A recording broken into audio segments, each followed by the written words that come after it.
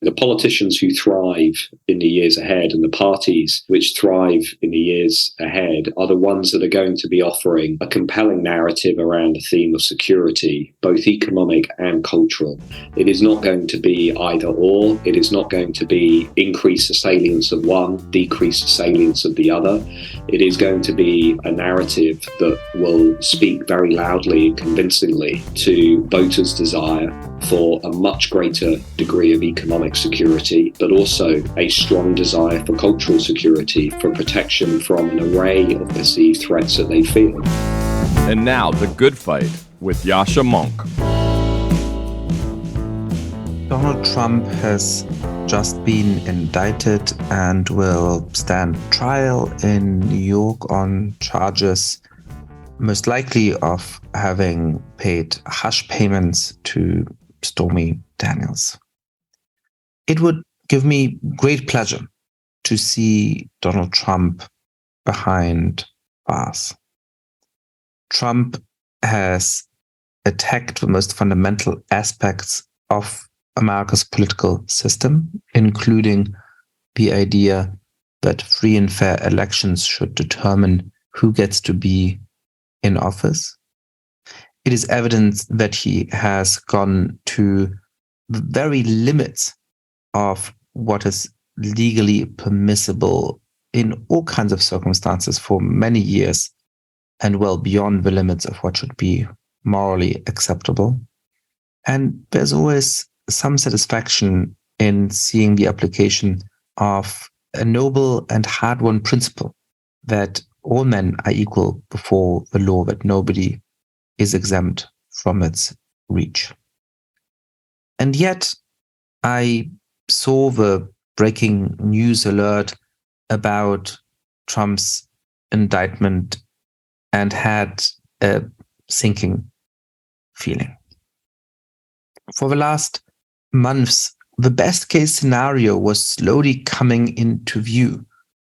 Trump's ability to command the attention of the public was ebbing. It looked at least plausible that he might lose his bid for the Republican nomination. He seemed determined to make a quixotic bid to run for the presidency as an independent. I was starting to hope that he may leave American politics and American history as a triple loser. Now, all of the attention is back on Trump, just as he wants it to be. His rivals for the Republican nomination are already rallying around him, denouncing this upcoming trial.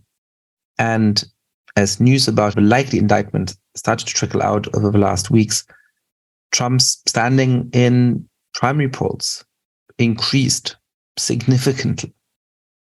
There's a very real possibility that Trump will ultimately be acquitted, as John Edwards has been in the past in a somewhat similar case. But even if Trump goes to jail, he would be able to continue his political campaign. So we now face the nightmare scenario of Trump winning the Republican nomination, perhaps even winning the presidency while sitting in jail. And then, of course, there is the danger of political prosecutions as a form of revenge from the Republican side. There's something fundamentally unhealthy about the structure of the judicial system in the United States. Alvin Bragg, the district attorney for Manhattan, ran for office on the promise of going after Trump. He was elected in one of the most left-leaning electorates in the entire country. His re-election depends on the electorate's goodwill. All of that makes it very easy for Trump and his allies to claim, even if it is false, even if the case against him is watertight, that this is all just a political witch hunt. And of course, it'll make it very tempting for some ambitious Republican in Mississippi or in Texas or somewhere else around the country to win election to high office by promising to go after Barack Obama or promising to go after Joe Biden. And he might just manage to persuade a grand jury to indict them, even if, unlike the case against Trump, he has no real legal legs to stand on. Trump may be the first American president in history to be indicted. I have a feeling that he won't be the last in my lifetime. I very much hope that I am wrong about all of this, and I may well be. This trial might finish Trump off. Republican donors and voters might decide that he is too weakened to be an effective candidate. There are some hopeful scenarios that might come out of this. But all of us who would love to see Trump come to his just desserts should remember what the most important goal is. And that is not the personal satisfaction we might feel if bad things happen to him. It is that his hold over the American political system weakens.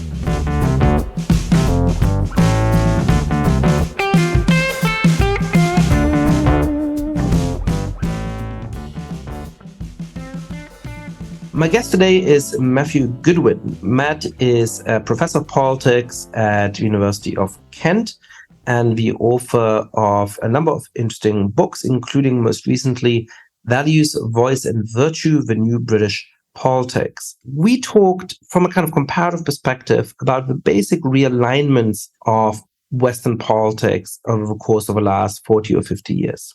How did the left go from being mostly the voice of the overwhelmingly white working class to being in many ways the voice of upper middle class, college educated city dwellers? What paradoxes does that create for a left that tries to outcompete the right in the next decades? And we also talked a lot about the changes in British politics. How did the country's politics go from seemingly being relatively stable in a pretty centrist mold in the first half of the 2010s to the shock results of Brexit, to the premiership of Theresa May, to the rise of Boris Johnson, to the fall of Boris Johnson, and on the left from a deeply dysfunctional Labour Party under Jeremy Corbyn to a more moderate Labour Party under the leadership of Keir Starmer that now looks likely to win a majority in Parliament for the first time in many years. This is an episode that looks in some detail about the changes of political cleavages, both in Britain and the United States. I think it's really interesting as perspective on what makes electoral politics tick at this point in time. Matthew Goodwin, welcome to the podcast. Thank you for having me. One of the things that I've been trying to think through over the last years is just, a very significant change in the partisan alignment of the left and the right in, most democracies in the West, and perhaps particularly Britain and the United States, the two countries where effectively two-party system forces the clearest distinction between them. Why is it that 40 or 50 years ago, if I wanted to know who votes for Labour and who votes for the Conservatives, who votes for the Democrats and who votes for the Republicans, I could ask them straightforward questions about economics, about whether they want a bigger welfare state and more tax, or whether they want a smaller welfare state and less tax. And that would give me a lot of information about who they vote for. And today it feels like the answer to those kinds of questions doesn't correlate very clearly with whether you vote for Labour over Conservatives or Democrats or Republicans. And knowing somebody's social class doesn't seem to tell me that much about who they vote for. Certainly not in the sense that it did in the past, where if you were a working class person, you probably voted for a left-wing party. And if you were part of a sort of professional middle class, you probably voted for a right-wing party. What happened? Well, I think it's a great question. I think two things have essentially happened. I think one, on the demand side of politics, I think we've seen the rise of what political scientists often call the cultural dimension in politics, particularly from the 1980s onwards. We've seen the rise of globalization, the rise of higher rates of migration and ethnic and demographic change, which has really pushed through new issues relating to identity and culture, which have become far more salient, are now expressed in the emerging debates over so-called culture war topics, but are really questions that are much more about who are we rather than what do we have. But secondly, I think the supply side has changed as well. I think some parties have simply been much better than others at appealing across those traditional party lines. So if you look, for example, at Britain's Conservatives during the Brexit wars, if you look at Trump's Republicans, some Conservatives have been very in tune with this unfolding realignment. And they've been, I think, very adept at exploiting it and pulling it into politics. And some politicians, mainly on the left, but not exclusively on the left, have been, in my view, very bad at understanding how the tectonic shifts of politics have been changing. And they've remained very wedded to this view, largely left over from the Industrial Revolution, that the foundation of politics is mainly about class and redistribution, and have been very reluctant to enter into these new debates about identity and culture. Now, that is beginning to change. You look at centre-left leaders like Keir Starmer, and you look at how they've changed their positioning on issues like Brexit, issues like patriotism, defence. Look at how Joe Biden has positioned on some issues which are clearly designed to reconnect with working class non-graduate voters that he's lost. You're beginning to see changes now on the supply side on the left. But essentially, my kind of read of what's happened is politics has become two-dimensional. It's not just left and right, it's now left and right, and liberal and conservative. And that's pushed us into this new space. And it's created lots of opportunities for new insurgents, Green parties, populists, but it's also made it harder for the established parties to really respond to that. And of course, the one thing the UK and the US have in common is our electoral system. And that has, in some respects, forced our major parties to deal with these problems. It's forced them, I think, ultimately to change their strategies, to try and adapt to this new reality. And that, in my mind, is essentially the story of the last 50 to 75 years in politics in many Western democracies. We've left that first era of classic left and right politics, and we've entered into this new second era from the 1980s. And we're still, I think, still living in that. So one way of telling this story, and I take this from one of your recent articles, is to think about sort of two dilemmas, right? So the first dilemma was formulated by Adam Przeworski, a very accomplished political scientist, when he pointed out that, the Labour Party, the Democrats, were trying to broaden their electoral tent from being mostly based in the working class to gaining more and more of a vote in the sort of professional managerial class. What was the nature of that dilemma, and why do you think that to understand what's going on today, we have to think about a kind of second dilemma? Yeah, well, essentially in the 1980s, I think a lot of academics and politicians and activists realized that the left was facing this very difficult dilemma between holding on to the traditional working class, which at that point, especially in democracies like Britain, was mainly white, and simultaneously reaching out to a more affluent, socially mobile, and increasingly university-educated middle class. And that tension really dominated left politics from the 1980s, I think, through to the 2010s. It still remains with us today. And those two groups have really been pushed apart, not only by their economic experiences, but by the fact that they hold fundamentally different sets of cultural values. And we saw that in Britain most noticeably during Brexit, when you had 150 Labour-held seats where voters decided to leave the European Union, much more culturally conservative than many of their middle-class, university-educated Labour MPs. And of course, you saw it with lots of areas that ended up flipping from Democrat to Republican in order to vote for Donald Trump. So that first dilemma, I think, still today remains very salient for left parties, but it's been joined by this second dilemma whereby, one of my frustrations with my left progressive colleagues is that historically they've often argued that, look, we can basically circumvent that first dilemma by doubling down on this notion that demography is destiny, that basically left parties can essentially not worry so much about the white working class because they are accumulating more and more support among groups that are on the rise. So the graduate class, minority ethnic voters, urban voters. And you saw this in books like America Ascendant by Stanley Greenberg. You've seen it in arguments by prominent journalists. Jeremy Cliff and others have made this argument, has talked about the Londonization of the country, that actually the future is with this newly ascendant, emergent alliance of middle-class graduates and minority voters. And perhaps most prominently in the United States, Ruy Teixeira was one of the leading voices arguing for this rising democratic electorate. But his thesis has often been overstated and misunderstood by democratic politicians and strategists. And in the pages of Persuasion, on his podcast, and in many other fora, including the Liberal Patriot, he has now become the principal critic of this set of assumptions. So I think, Ruy is a very interesting figure in both helping this thesis get a larger audience, but also pointing out the flaws of the sort of simplistic reading of it that ended up being so influential in the world of democratic politics in the United States. Yeah, and I should add that I'm a big fan of his work, and I also read the Liberal Patriot. I think it's a great read.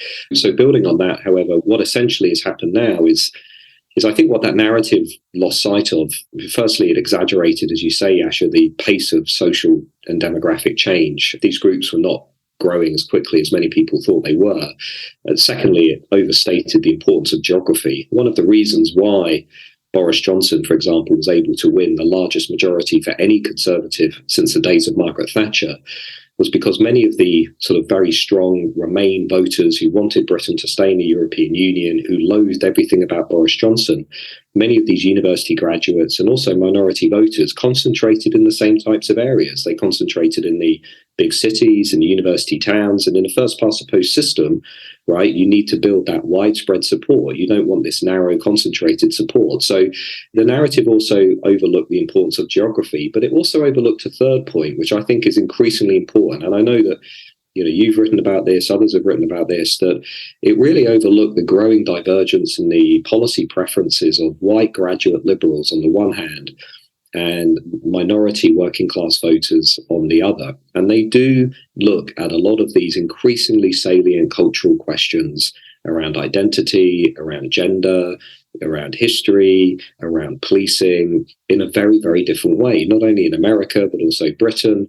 We can see that over the last 5 or 6 years, particularly since the Trump and Brexit revolts, as many academics have shown, white, affluent, middle-class graduates have basically doubled down on social liberalism and radical progressivism. And that's entirely understandable. Like, I completely understand that reaction. But what it's done is it's pushed them, and I would add the institutions they tend to dominate, political parties, media, culture, it's pushed them further away from many of these voters that are within the left's alliance today. So many minority voters, for example, Hispanic, Latino voters, we can see them drifting rightwards. And I would add in Britain, if you look at British Indians, on many questions relating to teaching gender identity theory in schools, rapid social change, high levels of migration, they don't share the relaxation or the support of their white graduate liberal counterparts who dominate the most influential positions within the Labour movement. So the second dilemma here is really going to be difficult for left parties because it's also exacerbating their much weaker relationship with what remains of the white working class, which we should remember is still a very large voting bloc in its own right. White working class voters in England, for example, represent very large chunks of the vote in regions outside of London and the university towns. And if you look at all the survey data that we have, it shows pretty clearly that over the last 10 years, they feel that the Labour Party has routinely prioritised minority group interests over the wider majority. And, Justin Guest and others have written really good books that have thrown light on this sense among voters that actually Labour elites are no longer really interested in the white working class, or even worse, they sort of look down on them with suspicion, if not contempt. And so this second dilemma is going to be really, really difficult for left parties because the unifying narratives that they had around the economy in the past, they're now facing this new challenge of trying to come up with a unifying narrative on culture. And that's a very, very difficult thing to do, especially when Conservatives are increasingly cottoning on to the fact, as they have with Scotland, which I'm sure we'll come to talk about in the fall of Nicola Sturgeon, is Conservatives are now grasping the fact that actually on these cultural questions around, should we allow 16-year-olds to legally change their gender? Actually, there's a lot of opportunity for them to drive a wedge through the left's electorate in the same way that they did during the 1980s and the 1990s, carving off working class voters and non-graduates, many of whom went to national populist parties and many of whom went to conservatives like Boris Johnson. So I think, the second dilemma is going to be as problematic for left parties as the first dilemma really was. This is really useful as a conceptual framework, I think. I want to dwell a little bit on the first dilemma and then move on to the second one. So the first dilemma, as you put it, as Jaworski put it, is that, perhaps in the 50s or 60s or 70s, the working class was such an overwhelming majority of the population that the left could predominantly focus its electoral appeals on that social grouping. Of course, there was always intellectuals and so on who supported the left in Britain and the United States and other democratic countries.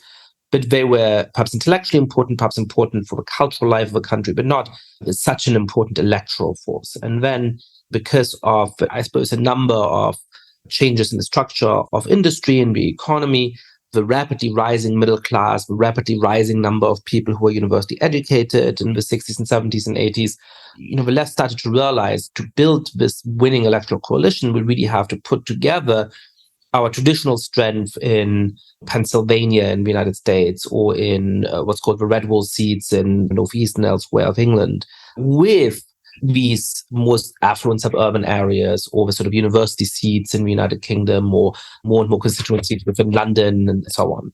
But there was this tension between these groups. What was it that allowed some politicians to hold this coalition together? So, there's two readings of Bill Clinton and Tony Blair in particular. You could say they put together a political program that solved the first dilemma. And so, in a way, we have a model for how to do that. Now, I think the counterpoint to that might be that actually it was only possible in a very particular historical moment. But even though the first dilemma was formulated in the 1980s, it wasn't as strong in the 1980s because there was still such strong working class feeling in some of those, working class towns in Pennsylvania, in some of those red wall seats in England's northeast, that you could take for granted a certain set of constituencies and really go after the middle class vote. And that over time that is eroded, so that today you wouldn't be able to recreate that coalition. So what's your assessment here? I mean, do you think that effectively there was a set of political recipes which showed left-wing parties how to solve the first dilemma? Or do you think that those, in a way, cannibalized support for left parties among the working class in such a way that they were only feasible for a limited period of time? I think sequencing in politics is very, very important. I think timing is very important. And you look at Blair and Clinton, and in many ways, I think they were lucky. I think we have to remember they were a generation of centre-left leaders who were not just charismatic, not just, telegenic, not just incredibly competent, but they were also leading their parties before this cultural dimension in politics, the rise of security threats, 9/11, the rise of immigration as an issue, the rise of increasingly fraught debates over culture wars. I know you had some culture wars in America in the 80s and 90s, but nothing like you do today. And in some senses, they were lucky. Blair understood the dilemma. There is a reason that he said that Labour would be tough on crime and tough on the causes of crime, because what he was doing even in the late 90s, was locking down the socially conservative, authoritarian section of the Labour electorate. And he was saying to them, look, I get it. On this emerging cultural axis, I'm going to speak to your concerns. And one thing, Yascha, lots of people in Britain and elsewhere overlook is Labour traditionalists, voters who are left on the economy and right on culture, were by far the biggest group within the Labour electorate until 2015. They massively outnumbered what we might call Labour cosmopolitans, left on the economy, left on culture. So this is not an insignificant problem that Blair had to overcome. In many of those working class areas, he was dealing with voters who were instinctively opposed to globalization, immigration, Britain's relationship with the European Union. But what happened during New Labour, and I would argue what happened in America in some respects during the 2000s as well, is you basically began to see those relationships fragment. One of the early warning signs, for example, here in Britain was the rise of populism in 2004. We had new parties breaking through.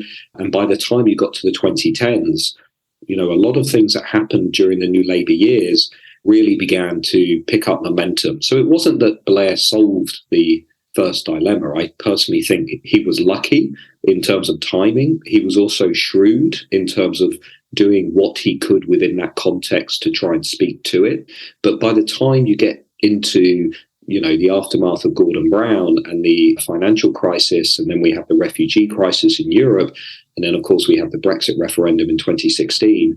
By that time, what you're seeing is record numbers of working class voters, non-college educated voters, older voters, really moving away from Labour at a very quick speed. And this becomes the foundation of the political realignment. And I think Americans listening to this would see a lot of parallels. By the time you get to the Brexit referendum or the Trump election in late 2016, what you have are the three groups that basically provided the foundation for this new conservative assault. You had non-graduates that were moving rapidly away from the left. You had working class voters, especially white working class voters, that were moving rapidly away from the left. And you had pensioners who had been born and raised in a time before globalization, before large-scale migration, and they too rapidly started moving from left to right. And this, lastly, brings us back to geography, because the nature of that first dilemma for the left really was problematic because of geography, in that those voters were much more efficiently distributed around the system than many of the voters who were dominating left parties, the so-called Brahmin left, the graduates, the students, the minority voters. And as soon as workers, non-graduates and pensioners began to move, which they did very quickly, then it was essentially game over for parties like Labour, because geographically they couldn't match that challenge. So if the first dilemma was the tension between the, effectively white working class and the white middle class at a time when most voters simply were white, the second dilemma, as you pointed out, is between the increasingly culturally left positions of the Labour Party and of the Democratic Party, and the much more culturally moderate or conservative positions of many of the non-white voters and non-white working class voters on whom they rely. Is there a similar, at least temporary, solution to that as the third way posed to the first dilemma? So if politicians like Blair and Clinton were able to deal with the first dilemma, at least temporarily, by saying, well, we're going to be tough on crime, which appealed to the more traditional working class voters, but also tough on the causes of crime, which presumably appealed more to its more metropolitan, left-leaning, educated audience. Is there a way of taking a set of cultural stances today which clearly defend the more diverse societies we have, which clearly defend the rights and the interests of minority voters, which clearly point out some of the ways in which the right flouts those, but which also distances itself from the further reaches of the sort of progressive thought system, which is rejected by 80%, 90% of the population? Do you think the second dilemma in the United States, as well as in the United Kingdom, is unsolvable for left-wing parties? Or do you think that left-wing parties simply haven't been willing to solve them because they are so captured by the voice of, highly elite, highly educated progressives? Well, I think it's probably a bit of both, but I think ultimately the left has to solve this dilemma. Otherwise, it's not going to have a viable electorate going forwards. I mean, if it just becomes dependent upon declining numbers of non-white minority voters and white liberal graduates, that's not going to be a viable coalition under a first-past-the-post, under a majoritarian system going forward. So it's going to have to solve the dilemma. And there are people obviously watching the American debate from the UK who say, well, the answer to this is to increase the salience of economic issues and downplay the salience of cultural issues which are dividing these groups. I'm less convinced that's a viable strategy, because I spent a lot of my time in focus groups with voters, and everybody's talking about these issues. And the narrative that you often hear that, well, nobody wants to talk about culture wars, they want to talk about the cost of living, I just personally don't think that's realistic or viable anymore. Parents do want to talk about what their kids are being taught, and lots of voters do want to talk about how the history of their country or their culture is being debated and reframed. So the genie's out the bottle on that. So what's the unifying cultural narrative. I think if you look at what has historically united, say, white graduates and minority voters, it has been this idea of a sort of linked fate between them. They've both focused on anti-discrimination and anti-racism, and not in an unnecessarily excessive way, but they've prioritized those goals. And I think that's been a bridge between them. The excess point is the critical point to me, because what you can clearly see in the polling and surveys, and I looked at Pew Research Center, which recently has done some really interesting polling on this in America. When you start reaching into areas like gender identity, children changing their gender identity or being taught more radical interpretations of gender identity theory, what you tend to find is over 60% of white graduate liberals are very supportive of these things, and about 35% of Hispanic, Latino, African American voters are supportive of those. So the more that the, let's just say, radical progressivism reaches into areas around the family and children, this second dilemma is going to be really exacerbated. And I'll give you a real world example, if I may, from Scotland, where Nicola Sturgeon has just been forced to resign, partly, not exclusively, but partly because she tried to introduce a gender reform bill which would allow 16-year-olds to legally change their gender without any medical advice and without any discussion, essentially, with medical authorities. And they only had to live in that gender for a much shorter period of time. When you polled voters about that, which I did, only 20% of voters were supportive of that particular policy. 80% were opposed to that policy. So my point is, on many of these more radically progressive positions that go down very well among white graduate liberals who are cheering them on in the cities and university towns, the vast majority of voters in many cases, especially large numbers of minority voters, British Indians, Sikh, Hindu voters, are looking at these measures with alarm, wondering whether the people who claim to speak on behalf of their interests really understand the emphasis they put, values related to their religion, strong family, traditional social norms, so on and so forth.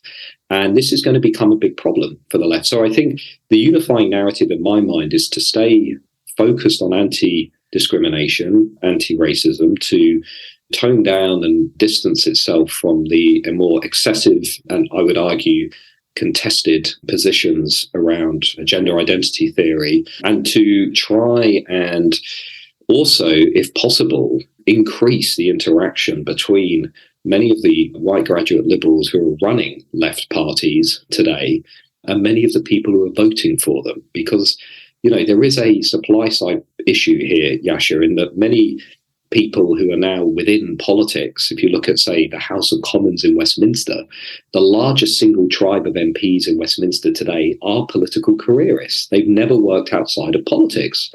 That did not used to be the case. We used to have lots of politicians who had real world life experiences, who were connected to the communities that they were representing, who had had 2 or 3 serious jobs before entering politics. But the data on MPs today tells a very different picture. So I think bolstering interaction between elected representatives and their voters is perhaps another thing that we could usefully do. But as I think you can tell from my answer, none of this is going to be easy for people on the left. Yeah, I agree very strongly with that problem of political education and formation. I've been thinking more and more about the nature of the US political and social elite and its insulation from much of the population. And I think a similar, for perhaps somewhat attenuated story holds in Britain. One of the things that I find particularly striking in terms of a second dilemma is that, many of my white progressive friends and acquaintances are just deeply instinctively convinced that, I hate this term, people of color, but people who are not white, are very socially progressive. And the reason for that is that they went to educational institutions and work in professional circles in which there is now a significant representation of different demographic groups. And those circles are very, very left-leaning. And so as a result, when they think of, well, how would Black voters think about this? How would Latino voters think about this? They, in very straightforward psychological shortcut of an availability heuristic, think of the actual friends they have who are Black or Latino. And the actual friends they have who are Black or Latino have extremely progressive social views like everybody else in their social circle, right? And so when you tell them, hey, Matt Goodwin looked at these polls and he found that actually, Black voters or Latino voters or British Asians in the United Kingdom have much more conservative views on this. They reject this because it goes against the genuine sort of lived experience of what their acquaintances from those demographic groups believe. But it's sort of a strange artifact of the broader socioeconomic insulation of those elites. Yeah, I understand why people might think like that. I don't personally find that convincing. And to me, the starting point in any discussion is always evidence and data. And I tend to put representative data ahead of lived experience. But that's my UK perspective. And I think if you look at the attitudes of many minority groups towards, the sort of what we're seeing today, which is, in my view at least, the steady erosion of many of the traditional guardrails in society around national identity, religion, traditional conceptions of the family, more traditional forms of teaching. I sit in many, many, many focus groups with minority voters who will tell me over and over again, immigration rates are too high. The government is not controlling the borders. They don't want their kids at primary school, elementary school, high school being taught that they can change gender. A lot of this is contradictory to their religious beliefs. And these are also some of the fastest growing groups in the electorate. And this is why the second dilemma is so acute, I think, because people also underestimate just how profound the social and demographic changes in many Western democracies are going to be. And I know you've written about this in your book, The Great Experiment. And I think if you look at a country like Britain, by 2065, which, in one level isn't actually that far away, we're going to see a complete transformation of the country's population, whereby the proportion of white British voters is going to decline somewhere around 40-45%. We're going to see a very sharp rise in the size of minority populations, and in many areas, minority groups will become majority groups, and they'll take many of their values and their attitudes and beliefs with them. There's also compelling evidence to suggest that second and third generation voters from minority families are actually more conservative than their parents, and the liberal drift that we often assume is at work in some communities either appears to be moving more slowly or doesn't appear to be happening at all. So this is why I think, alongside the, I don't want to say radicalization of white graduate liberals, but the sort of so-called Great Awakening, or, the shift, whatever your favored term, but these changes that have happened within white graduate liberals and their attitudes, they've happened at the same time, and they've pushed these voters much, much further away from this very large alliance of voters they could have. And it's going to be very, very difficult, I think, to close these gaps. Now, will conservatives target them? Will populists target them? I suspect so. I think you're already beginning to see that. I looked at the midterm data in states like Florida, and you can see very large numbers, as you will know, of Hispanic, Latino, and other minority groups moving to the Republicans. And I just finished reading a report looking at all midterm data going back 25, 30 years, and the trend is pretty consistent. I mean, yes, it's true, large majorities of minority voters are still with the Democrats, but actually the trend is pretty visible. The numbers that are going to Republican are gradually increasing. And that, again, I think is a reminder that demography is definitely not destiny. And those who are in control of the Democrat Party and the apparatus of the party, I think, are going to have to work much harder at familiarizing themselves with the people who have been voting for them. To what extent do you think it is possible to formulate a consensual message on some of those issues? So part of a problem, it seems to me, at the moment is that neither side of a cultural divide in the United States, and perhaps the same is applicable in Britain, is able to speak consistently to the majority view on these cultural issues. And the majority view on many of these cultural issues actually strikes me as being quite reasonable. You might agree or disagree with some of the specifics, but broadly speaking, it is that, of course, we need a lot of police on the streets, and cops should not discriminate against people on the basis of their skin color. The real instances of terrible police violence are unacceptable. It is that we should be very upfront about the terrible aspects of American history and the terrible suffering involved in chattel slavery and the long-lasting effects of it, but we should also be proud of the founding principles of the United States and the great achievement of statesmen from George Washington to Abraham Lincoln on trans issues. That's that we should, of course, treat trans people with dignity and respect, and in most or all circumstances allow them to live in accordance with their gender identity. But that when it comes, for example, to sports competitions, biological males have an unfair advantage when they have gone through male puberty and then compete against biological females. Do you think that in a similar way to our discussion earlier about the first dilemma, there is a possible solution to the second dilemma here that is in principle up for grabs to left-wing parties or right-wing parties, and that would be able to appeal to really broad cross-section of the population, including white university graduates who tend to skew liberal, white working class voters and non-white working class voters? Or do you think that that is sort of too optimistic a reading of the data in terms of the scope for societal consensus here? I think that's broadly accurate. I mean, your description of the fault lines corresponds quite well with much of the data that I've seen, and certainly the data that we have in the UK. There is a specific problem, I think, for the left, and I don't want to just bash progressives, but on a lot of the data that is out there, for example, the work by More in Common, among others, it is quite striking how differently they see the world from pretty much every other group. I'll give you an example. The average voter basically says, I'm not particularly proud of what my country did in the past. Let's take Britain's empire as an example. Most people say, not really proud of it, but it happened. We need to learn to live with it and move on.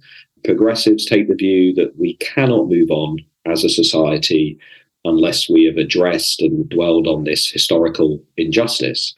You take an example like racism and the prominence of racism.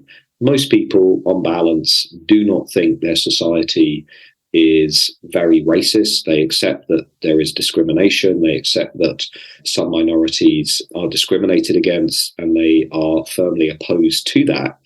Radical progressives are instead completely convinced that their society is institutionally very racist, and that is one of the most pressing social problems facing the country. And I could go on in many other areas relating to gender. At what age should we be introducing the notion of teaching kids about puberty blockers and transitioning? Average voter says not until they're 16, 17 should we even be talking to them about these ideas. Radical progressives tend to say, I'm happy to do that when they're still 8, 9, 10 years of age. So they do consistently adopt this more radical view compared to other voters. So unless, I think, and this is where I'm more pessimistic, unless you can convince and demonstrate to that very influential group within the left coalition that they are very adrift from the rest of the country on these issues, and they are making life much harder for centre-left social democratic parties, and they ultimately need to think about how they can forge a compromise and a consensus around these issues, it is going to be extremely difficult for centre-left parties to hold their coalitions together. Conservatives have a sort of similar tension in a way with the kind of populist right, but I think for different reasons it's less pronounced. Many of the populists and the kind of hard right agitators don't dominate the structures of conservative politics in the way that I think progressives do dominate the structures of left politics. That presumably is more true of the United Kingdom than is of the United States. In the US, it certainly does feel as though, both in terms of media landscape and in particular in terms of just institutional control of the Republican Party, at this point, the sort of far-right populists have as much of a say as the far-left progressives do within the Democratic Party. Yeah, I think that's definitely a fair point. But in my mind, I'm referring more to, say, the extra conservative populists, the sort of outside conservative populists in say, Britain, France, Germany, parts of Europe. There is still a very clear distinction over here between what we might call, mainstream conservatives and populists, although that distinction is becoming less clear by the day. And I accept America is somewhat different, although, my reading of America actually, and perhaps I'm wrong on this, but I am feeling more optimistic actually, that it feels to me as though the mood is moving away from the Trumpian brand of Republican politics, maybe your listeners will feel that, the likes of Ron DeSantis and others are perhaps just Trump in another name. But it does feel to me as though the midterms and the polling doesn't look as good for Trump as it did a few years ago. But anyway, suffice to say that I think unless the progressive side can accept that it needs to forge some kind of compromise, which I also accept sounds somewhat naive, then it is going to be extremely difficult. So you've been subtly chomping at the bit to bring this discussion back to the United Kingdom. And I do want you to help our listeners who may be outside the UK understand the very strange political transformations in the country over the last 10 years. I mean, if you go back about 10 years at this point, you've had the dominance of New Labour, a very successful series of elections for Tony Blair. Then, the Conservative Party during that period experiments with very different political leaders with different kinds of political orientation. But the one that they ultimately coalesce around, who is able to win a couple of election victories for the Conservatives, is David Cameron, who in a way is the kind of conservative flip side of Tony Blair, which is to say that he's a moderate conservative who's trying to put the more radical parts of his party in check. And it feels to many observers at the time as though you've reached this very stable equilibrium. And then for the next 10 years, British politics goes haywire with the Brexit referendum, which was famously meant to lance the boil by David Cameron, give people a vote and move on from the topic once and for all. But of course, the referendum does not go the way that Cameron imagined. A couple of years in which Theresa May succeeds David Cameron and somehow tries to hold the program together, but without real support from a political party. The triumphal rise and victory of Boris Johnson, who looks as though he might be really setting a new mold for what successful leadership looks like in the country, as though he may have seized upon a sort of political secret for gaining these large majorities from the right. But then his very quick demise, and now a situation in which the Conservative Party polls at some of the worst results in the last century. And it at least looks at this point as though Labour is going to storm back to victory. Talk us through this dizzying 10 years. What happened? Yeah, it was a decade of extreme political volatility that has left a lot of people's heads spinning. But I think Americans can actually take a couple of lessons from what's happened here in Britain. Look, the fundamental story that I try and tell in my new book is that essentially left and right lost touch with a large chunk of the country. They lost touch with the values that were being held by many working class voters, many non-college educated voters, many pensioners, and many voters outside of the cities and the university towns. And it was that disconnect that essentially allowed the rise of, firstly, Nigel Farage, who was a Donald Trump ally, a populist who campaigned to leave the European Union and lower immigration. And of course, this was interesting for Britain because, historically, Britain was one of the few democracies in the world that was never supposed to have a successful populist movement. Britain, if you go back to the 1950s, academics used to say, was the quintessential civic culture. We weren't like the Germans and the French and the Italians. We weren't emotional. We weren't divisive. We weren't polarized. We didn't like messianic leaders. We were deferential. We were polite. We were consensual. But by the time you got to the 2010s, this yawning chasm between the values of our leaders in Westminster and a large chunk of the country really made the rise of populism possible, which put enormous pressure on David Cameron, who was forced to call this referendum on Brexit. And Brexit, in turn, then kind of created this window of opportunity to have this full-blown political realignment, whereby conservatives, like Republicans in the US, had a huge opening to carve out new space among blue-collar workers in the Red Wall, which is our equivalent of your Rust Belt, and to basically eat their way through Northern England, winning over voters who had only ever voted for the Labour Party. And after some back and forth, essentially, Boris Johnson delivered on that new electorate, and he promised them that he'd get Brexit done, that he'd lower immigration, and that he'd reform the economy so it was less dependent on London. And his reward was the biggest majority since the days of Margaret Thatcher. And, if you're being sympathetic to Boris Johnson, you'd say, And then along came COVID and his premiership was blown apart. If you're a critic of Boris Johnson, you'd say, well, then he proved himself to be completely unfit for high office. And he proceeded to have a number of parties during COVID and ended up presiding over various party scandals and was rapidly pushed out by Conservative MPs who any historian will tell you are the most ruthless politicians in the world. The moment they sense they're about to lose power, they will rapidly push out the leader, as Winston Churchill himself discovered. And so it's left us where we are today, Yascha, which is a realignment that is only halfway done, a Labour Party that has sensed its opportunity to get back in the game. And this is where there are parallels with the Democrats. What has Keir Starmer, the new leader of the Labour Party, done? Well, he's accepted the Brexit vote. He's talked about the need to invest in Britain, to buy in Britain, to spend more money on areas outside of London, to tackle inequality, to invest in defence and security. Yes, there is a tension between where he is and the progressive wing of the party, which is still calling for things that alienate most voters. But he now has a real opening. And interestingly, as we talk against the backdrop of the fall of Nicola Sturgeon in Scotland, Keir Starmer now has an even bigger opportunity because the more ground that Labour are now going to claw back in Scotland makes it much easier for them to win an overall majority at the next election. So I suspect that if Americans are interested in a lesson for how a centre-left party can get back on its feet, can push back against Conservatives, can begin to appeal to the working class voters they lost, and can reposition themselves for a renewed period in power.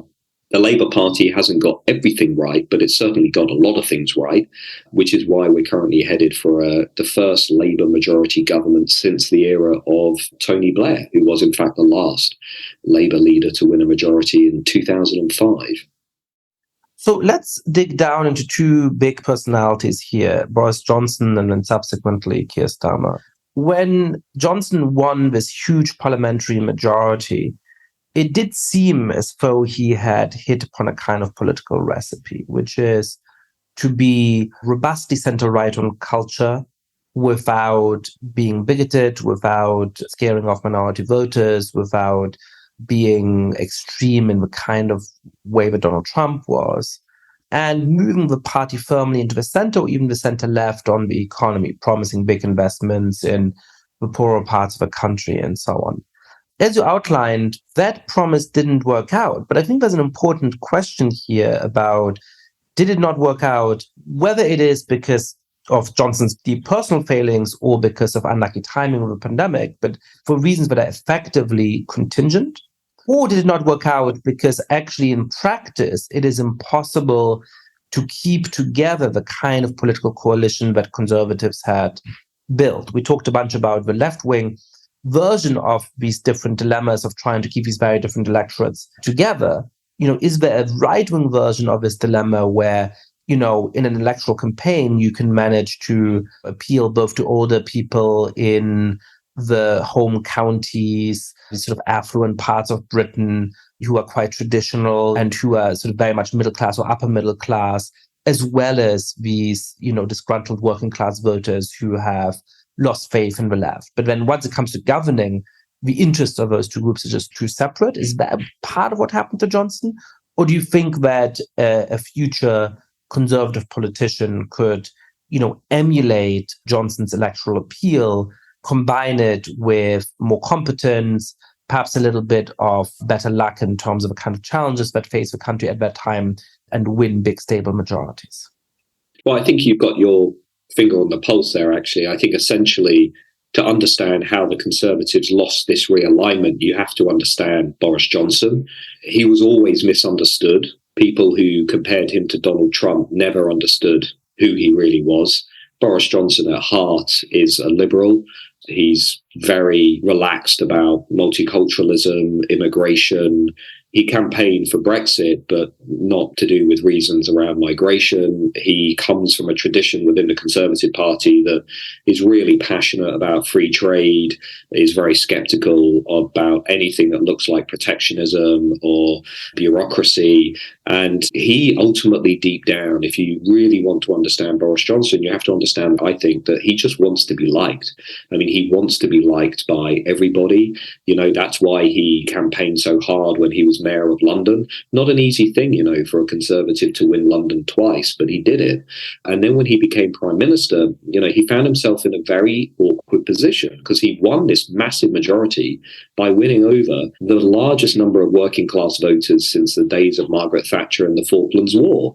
So now he realized he had to sort of deliver to these voters, but they were looking for a lot of things that I think instinctively Boris Johnson and many other liberal conservatives who surrounded him didn't want to deliver. I think the US Republicans, to be blunt, have a much stronger understanding of who's voting for them than many of the British Tories, because they then proceeded to basically prioritize many things that their new post-Brexit voters didn't want. They prioritized the deregulation of financial services. The first thing Boris Johnson and then Liz Truss tried to do was to make life easier for cities and financial services in London. He liberalized the immigration policy regime in a way that even David Cameron didn't do. So yes, we stopped migration from Europe. So people essentially couldn't come to the UK from the European Union. But Boris Johnson liberalised immigration from many other countries around the world, which has now created record levels of migration into the UK. We had 1.1 million visas issued last year. That was mainly a legacy of Boris Johnson. And his party never really grasped the need to genuinely improve regions outside of London. So Boris Johnson's signature policy, not dissimilar to Joe Biden's, was levelling up the country, was investing through infrastructure in regions in northern England. But that policy was never seriously fleshed out. Many Conservative MPs in the traditional South were very upset with all this money going to these northern working class voters. And it was another example of how, you know, the problem here was a supply side problem. Conservative elites were never really comfortable with embracing this political realignment. And so you then begin to see all the voters that came to them in 2019 begin to move away, alienated not just by these policy choices, but by Boris Johnson's decision to have a number of parties in Downing Street during COVID. And then you get the really just crazy moment in British politics, which I'm sure your listeners will remember, which was this bizarre premiership of Liz Truss, which happened at the end of last summer, the shortest prime minister in British history. Liz Truss comes along as a newly appointed successor to Boris Johnson and proceeds to introduce a sort of new right agenda, more deregulation, pushing for a free trade agreement with countries like India, very comfortable with immigration, very comfortable with removing caps on bankers' bonuses, basically trying to build this Davos-on-Thames economy, which if you're working class and you're non-graduate and you're culturally conservative, is the very opposite of what you thought you were getting when you voted for Brexit in the first place. So this tension then completely imploded, which leaves us where we are today with the Conservatives now on 21% of the vote, which is a historic low. I mean, I can't begin to explain how disastrous the Conservative Party has become in the polls. We've never seen numbers like this before. And Rishi Sunak, who has become the new leader charged with sort of turning around the Titanic, is now scrabbling around, trying to find ways to put back together this post-Brexit coalition like Humpty Dumpty in a way that is not going to be easy on any level at all. So fundamentally, for Americans, why does this matter? This matters because it really showcases what happens when a political party inherits a realignment and it doesn't really understand what to do with it, how to hold it, how to expand it, and how to turn it into a coherent policy agenda. And that is basically what happened to the Boris Johnson Conservative Party. So let's talk finally about Keir Starmer. You know, Starmer is interesting in two ways. First is that he was a ally of Jeremy Corbyn's, a very far-left leader of the Labour Party, far to the left of Bernie Sanders in the United States in a number of key respects, including international relations. He was in Jeremy Corbyn's shadow cabinet. He was a very loyal cabinet minister, very, very rarely criticizing him in public or, so far as I can tell, in private. But that put him in a position to win the leadership of the Labour Party, not as the anti-Corbyn candidate, but as the non-Corbyn candidate. There was a clear pro-Corbyn candidate in the leadership election. And Starmer effectively refused to go drawn on Corbyn at that time, saying that he was going to set up the Labour Party in his own image, but not dwelling on criticisms of Corbyn, which may, I always think, be a good model for how the Republican Party might be able to move on from Trump. So that's a different issue. He then, once he was leader of the Labour Party, seized on political opportunities to isolate Corbyn very clearly from the party, effectively force him to resign the Labour whip, which is to say no longer really sit on the Labour benches because of further anti-Semitic comments that Corbyn made. And for a long time, people's assessment of Starmer's leadership of the Labour Party seemed pretty mixed, which is to say that he was moderating the party, he was making it a sort of sensible party that nobody was afraid of, but he didn't seem to have that much charisma, and he didn't seem to have that much of a clear political vision. And yet he is now riding high in the polls in a nearly unprecedented way, and he does look likely to be the next prime minister. Have people underestimated the coherence of Starmer's project for the last years? Is there a recipe to success for left-wing parties to be found in Keir Starmer's Labour? Or is he, to a large extent, the beneficiary of, the dissolution of the Conservatives and the Conservatives' complete failure to understand the nature of a realignment that had put them in power? I think, again, it's a bit of everything. The old saying in British politics is that opposition parties don't win elections, governments lose them. And there is a lot of that going on at the moment. The incumbent Conservative government has made so many mistakes, many unforced errors, that life has been very easy for Keir Starmer and the Labour Party. But it is also true that he has brought to the Labour Party two things that voters routinely prioritise around the world. One is ideological moderation. He has moderated the party's positions. He has dealt with the issue of anti-Semitism that plagued Jeremy Corbyn's leadership. He has repositioned the party so it's closer to the median voter on many of these issues that we discussed, such as Brexit, security, wanting to believe in the country they live in, not wanting to hear all the time about all the things that are wrong with Britain. And he's, flexed his patriotic muscles, and that has helped. But I think at the same time, anyone who works within or around the Labour Party will also tell you that things are still vulnerable. Things are still uneasy. That there are some known unknowns, to use a cliche, that hang over Keir Starmer. One is he doesn't have the charisma of Tony Blair or Bill Clinton, for example. His leadership ratings have improved, but they're still very flat. I sit in focus groups with lots of voters who sometimes tell me they don't really know who Keir Starmer is, which is quite remarkable, and a reminder of the extent to which many voters aren't tuning into politics to the extent that we do.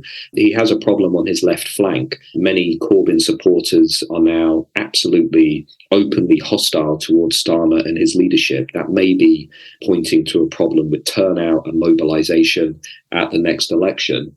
And the Labour brand, because of the issues we discussed, I think still has two core problems. One is, yes, they are now seen as being better on the economy, but there is still a suspicion among voters that Labour is not good in a crisis and is not a sound manager of economic issues.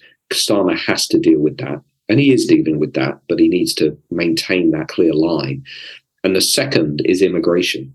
Labour is still not trusted on the immigration question, which is the third top issue for voters still. It's also the second top issue for 2019 Conservatives. Many people still associate Labour with what they perceive as a immigration crisis in the 2000s and the 2010s. So he has to find his version, Yascha, of tough on crime, tough on the causes of crime. He has to find his version of how Tony Blair locked down those Labour traditionalists by appealing to their instinctive patriotism and their instinctive desire for a strong national community with strong borders. And that will ruffle feathers within the Labour Party. But if he is to win a majority, he's going to have to win back working class voters in England. I mean, here's just one statistic which I find absolutely mind-boggling, but it's true. The Labour Party, the main opposition party, has still not won the popular vote in non-London England since 2001. In other words, for more than 20 years, once you take away the capital city, the Labour Party has not won the popular vote among non-London England. So all those workers, non-graduates, pensioners and so on, the Labour Party still has a structural problem with them. It's still grappling with the first dilemma. It hasn't yet solved that riddle. It's going some way to doing so, but it needs to really maintain this course it's on and turn up the volume on what its instrumental, positive message is for those voters. And if he does that, he's going to comfortably win the next election. If he doesn't, I really don't know where the Labour Party go after that, because it's not difficult to see how Labour implodes internally again if he doesn't deliver a victory in 24.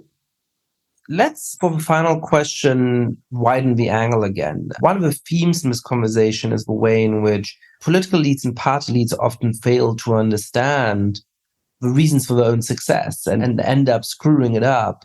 What is the basic nature of the partisan divide or the social divide in the United Kingdom, the United States, in the middle of the 2020s? And what's it going to look like for the next 10 or 15 years? What is the basic dividing line that's going to be deciding our elections? And what about that do you think that, smart people who follow politics tend to get the most wrong?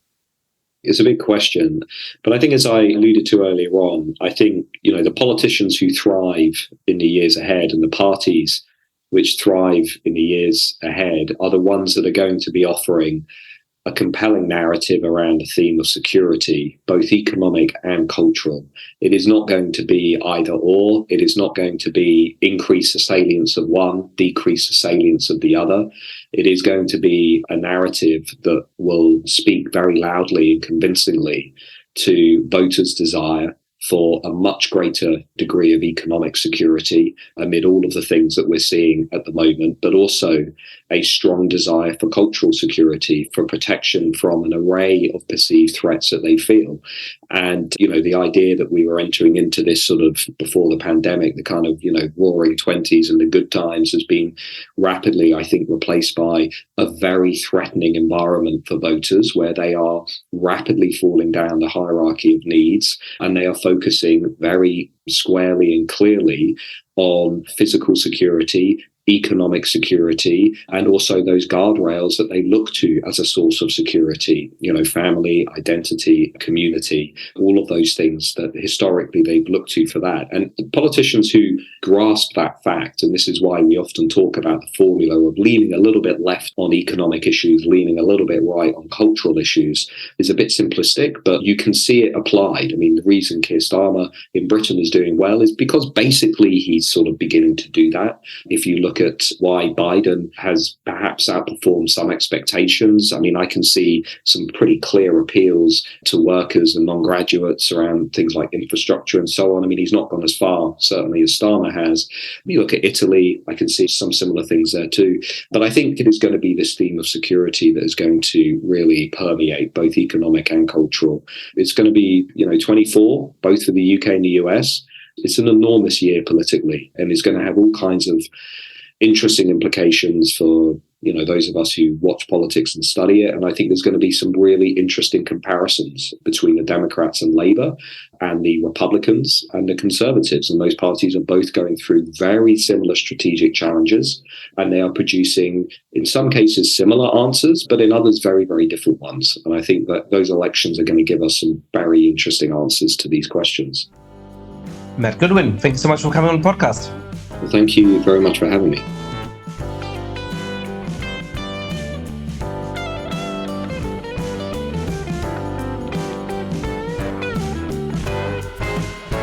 Thank you so much for listening to The Good Fight. Lots of listeners have been spreading the word about this show.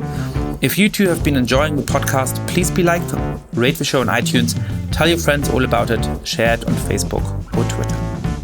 And finally, please mail suggestions for great guests or comments about the show to goodfightpod@gmail.com. That's goodfightpod@gmail.com. This recording carries a Creative Commons 4.0 international license. Thanks to Silent Partner for their song, Chess Pieces.